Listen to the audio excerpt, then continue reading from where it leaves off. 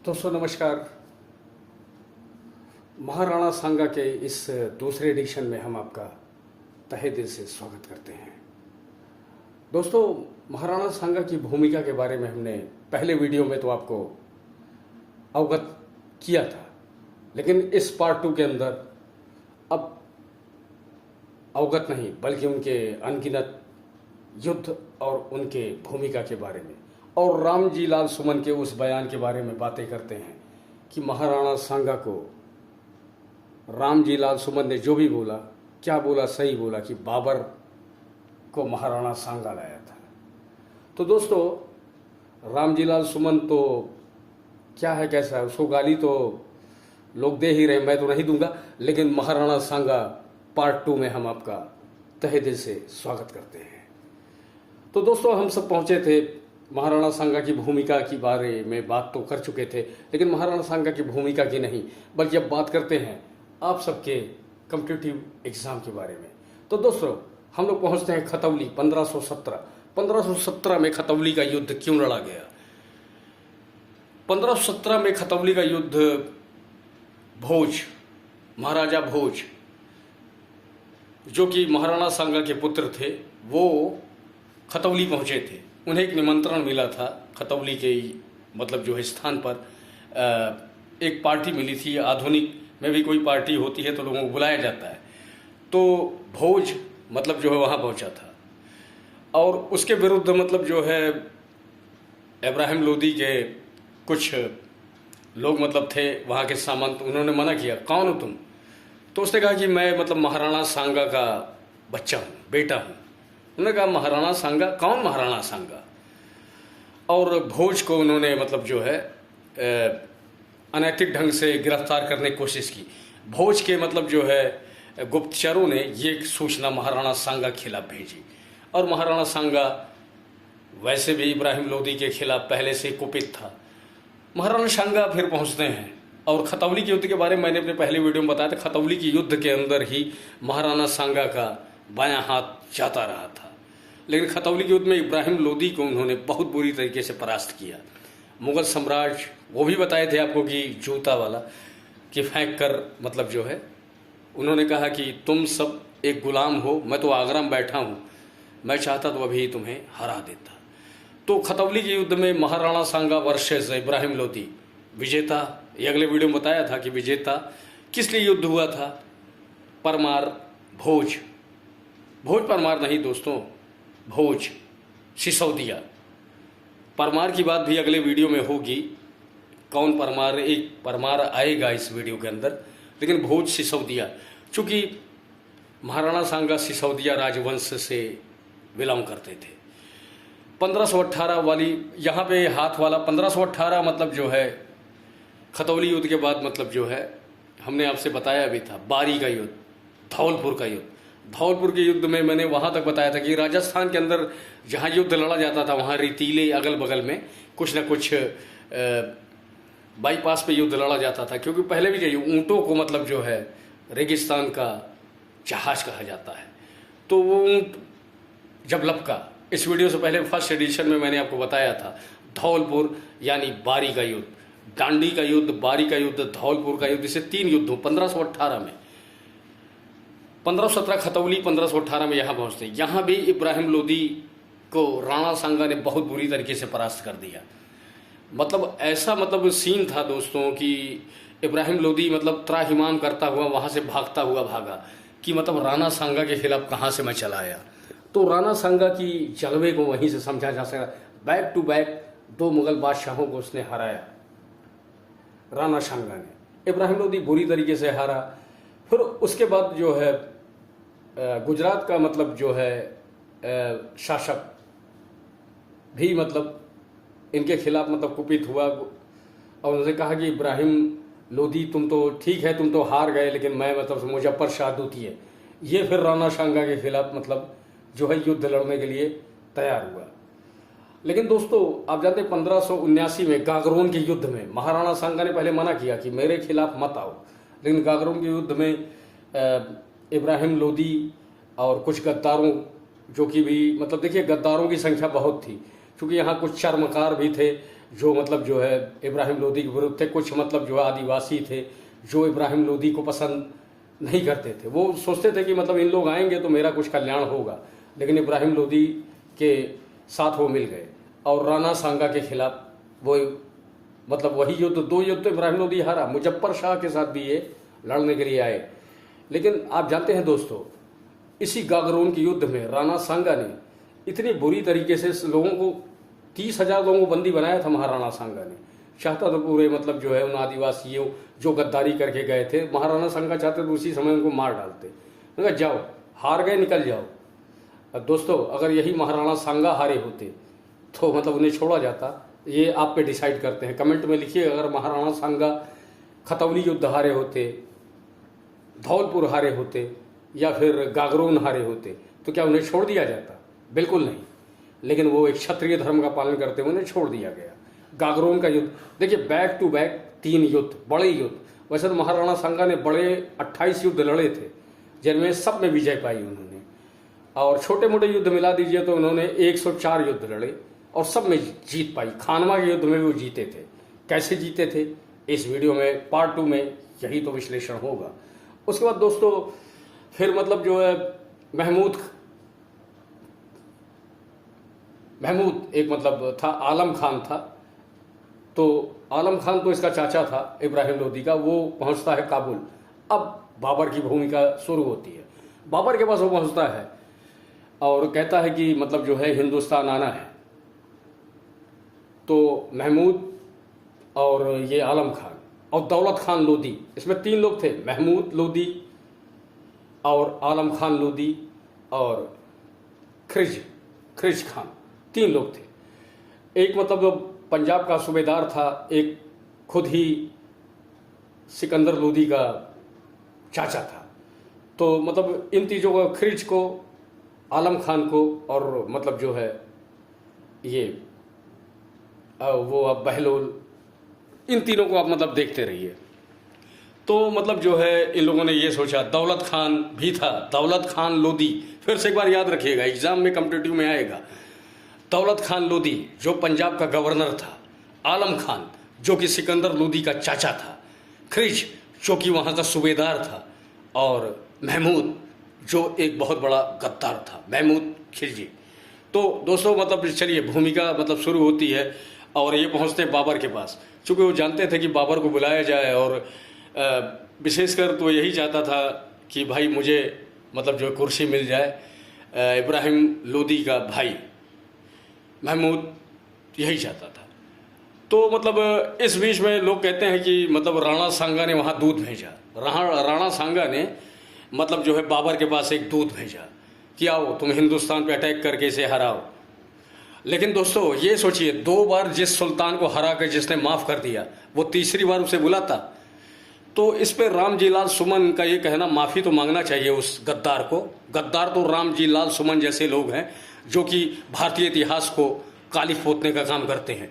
ऐसे लोगों को तुरंत फांसी की सज़ा होनी चाहिए दोस्तों, मेरे हिसाब से। क्योंकि जब 2 बार उस सम्राट को राणा सांगा ने हरा दिया था तो तिबारा किसी की ज़रूरत उसे क्यों पड़ी।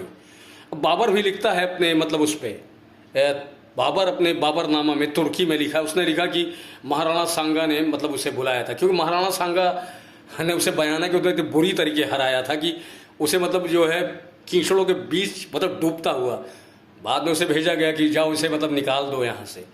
तो चलिए ये बातें बाद में होंगी, लेकिन मतलब रामजी लाल के सुमन के इस बयान को आप याद रखिए कि महाराणा सांगा ने बाबर को बुलाया था इब्राहिम लोदी को हराने के लिए। इब्राहिम लोदी को 2 बार खुद ही हरा के छोड़ चुके थे वो, तिबारा उन्हें क्यों बुलाया जाता।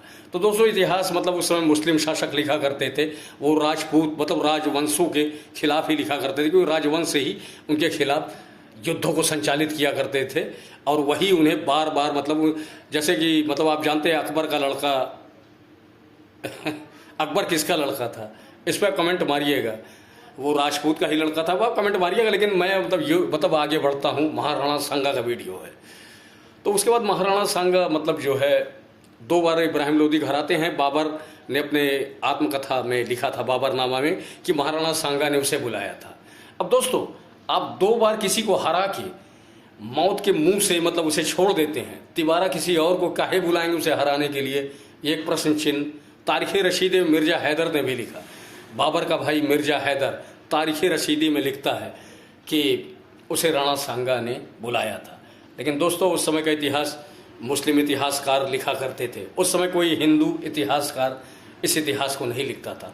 खैर 1526 में राणा सांगा के विरुद्ध तो ये आ नहीं पाया, तो मतलब पहुंचता है वहाँ इब्राहिम लोदी के पास।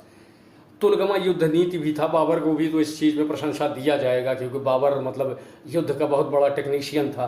अली और मुस्तफ़ा, जो तोप खाने का, अली और मुस्तफ़ा के बारे में मध्य एशिया के सबसे बड़े तोपची अली और मुस्तफ़ा। कभी क्वेश्चन में आया कि तोप खानों का नेतृत्व किसने किया था, अली और मुस्तफ़ा ने। तो अली और मुस्तफ़ा जो है इसके तोप खाने के मतलब जो है मतलब सर्वोकार थे, सामर्थ्य थे, नेतृत्वकर्ता थे, और यही मतलब जो है पूरे बैलेंस को लिए हुए। तुलगमा युद्ध नीति से इब्राहिम लोदी को इसने हराया। और दोस्तों अगर कभी क्वेश्चन में आया कि सल्तनत काल में कौन सा बादशाह युद्ध की ज़मीन पर मारा गया, तो यही इब्राहिम लोदी युद्ध करते हुए पानीपत का युद्ध 21 अप्रैल 1526 युद्ध लड़ते हुए इब्राहिम लोदी को यही वीरगति की प्राप्ति हुई और बाबर जीत गया।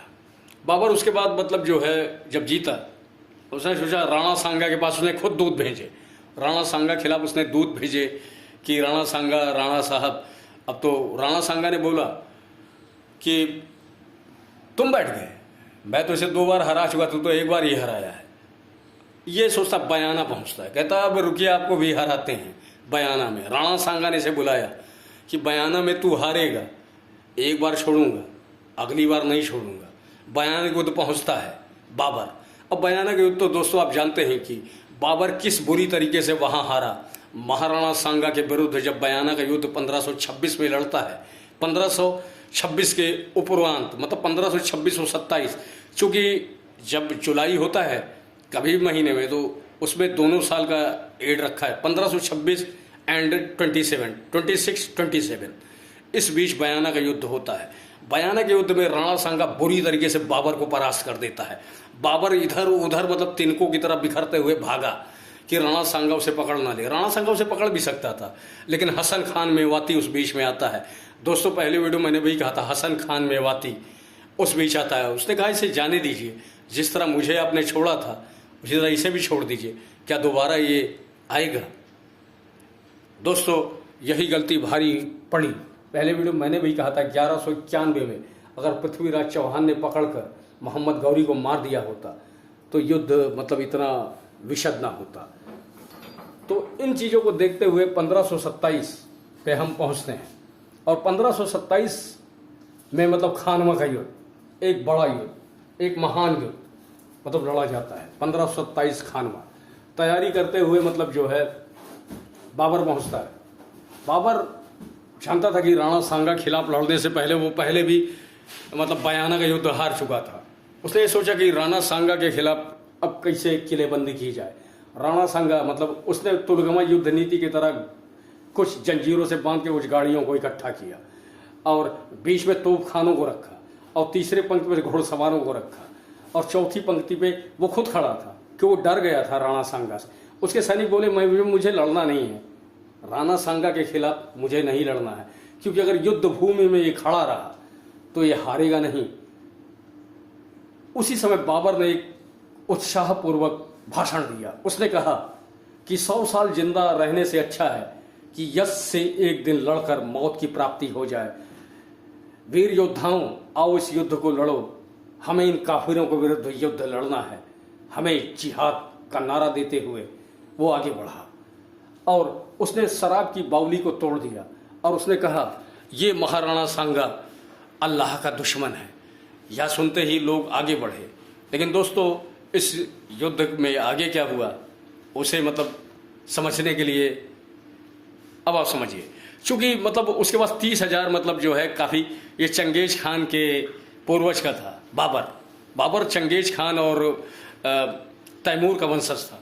ये मतलब जो है पूरी रणनीति के साथ आया था। लेकिन राणा सांगा जो है कुछ जब ये पता चलता है कि उसने तुलगमा युद्ध नीति की तरफ एक तरफ मतलब खाई खोदी है, दूसरी तरफ पेड़ों को गिरा दिया है, और तीसरी तरफ उसने कहा कहाँ है बाबर, मैं तुरंत जाता हूँ। बाबर मतलब उसके युद्ध की वजह, महाराणा सांगा सबसे आगे थे लेकिन बाबर कायर था, वो सबसे पीछे खड़ा हुआ था, क्योंकि जानता था कि महाराणा सांगा अगर सामने आ गए दोस्तों, महाराणा सांगा की महानता को यहीं से सलाम कर सकते हैं आप, कि उसके सामने कोई योद्धा सामने आने से घबराया करता था। खैर पहली पंक्ति टूटती है, पहली पंक्ति टूट गई, चूंकि मतलब ये पूरी तरीके से मुगल जो है युद्ध नीति में बहुत ही ज़्यादा निपुण थे। पहली पंक्ति टूटती है खानवा के युद्ध में। 17 मार्च 1527 को युद्ध लड़ा गया। पहली पंक्ति दाई पंक्ति को महाराणा सांगा कुछ खास लोगों के साथ अज्जा झाला के साथ मतलब जो है इसको भेजते हैं। अज्जा झाला जो है एक बड़े मतलब जो है नेतृत्व करता थे, और साथ ही उदय सिंह और साथ ही हसन खान मेवाती, ऐसे 3 मतलब इनके बड़े दायां मतलब जो है चैनल तोड़ते हुए ये राणा सांगा पे राणा सांगा जो है भारी पड़ गए। बाबर घबराया, फिर सैनिकों ने कहा मुझे जाना है। उसने फिर वही उपदेश दिया, वही भाषण कि अपयश से अच्छा यश पूर्वक मौत ही है। फिर वो जिहाद का नारा देते हुए फिर एक बार उसके सैनिक आगे बढ़े। बाएं चैनल को फिर से राणा सांगा ने घेरा, और बाबर इस बार तो तकरीबन बुरी तरीके से घबराया। बाबर के उस बाएं चैनल को उन्होंने तोड़ दिया। अब राणा सांगा पूरी तरीके से युद्ध को जीत चुके थे, लेकिन दोस्तों यह युद्ध भी जयचंद की तरह गद्दारी के भेंट चढ़ गया। जिस तरीके से 1192 का तराइन युद्ध गद्दारी के युद्ध चढ़ा था दोस्तों, इसी समय शिलादित्य तोमर, सिलखंडी तोमर 19,000 सैनिकों के साथ बाबर की सेना में गद्दारी करते हुए मिल जाता है। शिलादित्य तोमर राणा सांगा को धोखा देते हुए बाबर की कैंप में घुस जाता है 19,000 सैनिकों के साथ। यहां भी राणा सांगा का हौसला नहीं टूटा, क्योंकि देखिए दोस्तों, भारतीय इतिहास में गद्दारों की कमी नहीं थी, लेकिन अब यहां भी गद्दारी। 19,000 सैनिक, वो भी सबसे बड़े सेना नायक के भी। हसन खान मेवाती को उसने प्रस्ताव दिया कि तुम भी मेरे साथ चलो, उसने भी कहा कि तुम भी मेरे साथ चलो, लेकिन उसने शिलादित्य तोमर की इस बात को अनसुना करते हुए बोला, इस युद्ध में मैं मर जाऊंगा लेकिन राणा सांगा के खिलाफ गद्दारी नहीं करूंगा। बायां चैनल दोस्तों टूट चुका था, और यहां पर अगर दोस्तों शिलादित्य तोमर ने अगर धोखा ना दिया होता तो राणा सांगा उन तोपों को, अली और मुस्तफा की तोपों को भी कोई फर्क नहीं पड़ता था, क्योंकि दायां चैनल तोड़ के बाएं चैनल से निकलकर उस बीच जो भी तोप दाग रहे थे उनके विरुद्ध वो आते, उन्हें भी खत्म कर देते। लेकिन दोस्तों यही भारतीय इतिहास की विडंबना थी कि खानवा के युद्ध में कुछ गद्दारों की वजह से बाबर का पलड़ा भारी हुआ। बाबर लगातार तोपों को दागने लगा, और एकाएक महाराणा सांगा के सर पर एक तीर लगता है, वो अपने हौदे में लुढ़क गए। अब लोगों ने देखा महाराणा सांगा वहां मौजूद नहीं है। लेकिन दोस्तों अगर राजपूतों में गद्दारों की संख्या कम है तो वफादारों की संख्या बहुत है। तुरंत मतलब जो है लोगों ने महाराणा सांगा को उतारा। महाराणा सांगा ने बोला ये युद्ध मतलब लड़के भी जीतना है। लोगों ने कहा महाराणा सांगा आप चलिए, पहले आप सुरक्षित रहेंगे तो उसे हजारों युद्ध जीते जाएंगे।